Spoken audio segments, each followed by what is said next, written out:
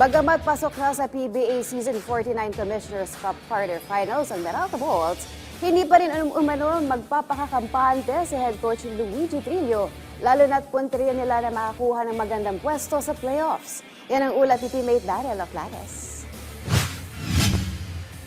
Sa kartadang 7 wins at 3 losses, sigurado na ang pwesto ng Meralco Bolts sa quarterfinals ng nagpapatuloy na PBA Season 49 Commissioner's Cup.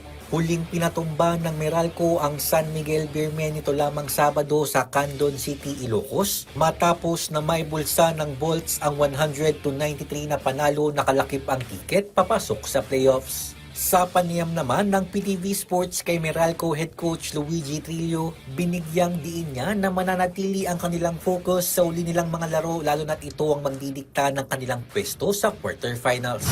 Right now, every game is important. May dalawa pa kamang game, diba? So, madami pwede mangyari. Pag nanalo kami ng dalawa, we have twice to beat advantage, top 2.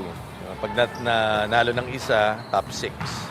So, best of 3. But yung goal namin ngayon is to get to the top 6.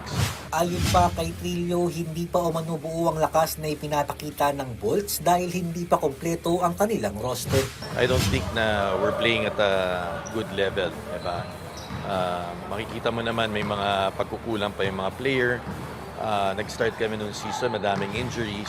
So, ngayon lang kami nabubuo na medyo kompleto lahat. Na-injure si Aaron Black at si Elaine Maliksi. But yung iba, medyo bumalik na.